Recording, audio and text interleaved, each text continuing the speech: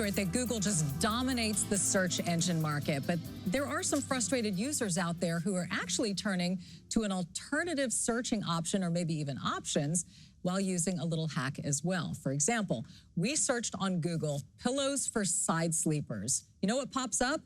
16 sponsored links. Then there were also AI-generated answers. Users literally had to scroll down, all the way down, to find articles that had research and helpful advice for a pillow that's going to work for them.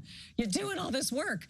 So some people have started using this little trick when searching. They will add the word Reddit to the end of whatever they search for on Google. Now, we did that with our pillow search. Here's what we found. There were fewer sponsored links, and then Reddit threads with advice from real people about which pillow worked best for them. Of course, Reddit isn't a search engine. It's a social media network with more than 82 million active users. But the top voted answers give searchers easier access to what they're looking for. Tech expert Stephanie Humphreys joins us now to talk about the pros and cons of adding Reddit to the search. Stephanie, why have I not heard about this? I am sifting through ads like it's nobody's business, wasting all my time. How long have you known about this? I mean, it's one of those things where I think we started to see social media being used as a search engine because you get a better quality of results depending on what you're searching for. I've known about Reddit for some time, and the fact that people really do actually trust it because it's a community of folks. It's a little bit more authentic. You feel like you're going to get a real answer. But again, it really does depend on what you're searching for. Right. I mean, can you explain why Google and other search engines have become really bogged down with all of these unhelpful links?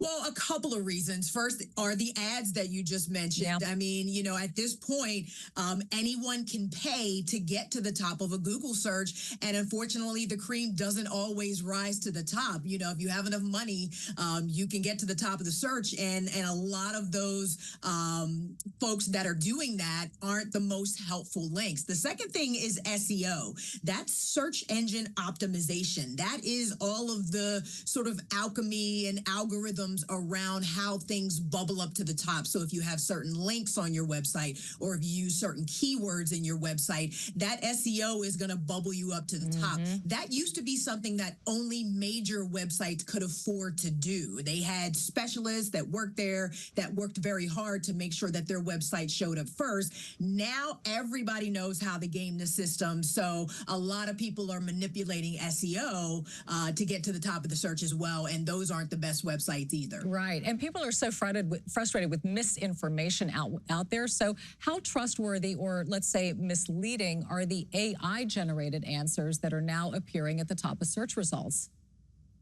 Well, the thing about AI is it's trained on the internet, and the internet is not the best place to get information anymore. There's so much garbage out there, honestly, that the AI is absorbing everything. So, it's trained on not the best data, so it's going to give you not the best result. Also, AI is not as smart as everybody thinks it is. So it's not sussing out nuance. So if a website is a satirical website like The Onion or something like that, it may take those results as fact and bubble them up to the top. And then search rankings really rely on what's popular as part of the way that they bubble up results. So what's popular may not always necessarily be what's truthful or accurate. So when you're talking about search, you definitely have to take those AI overviews with a grain of salt. Boy, you nailed it there. That is so helpful. What about social media apps like TikTok? I mean, are those replacing Google searches as well?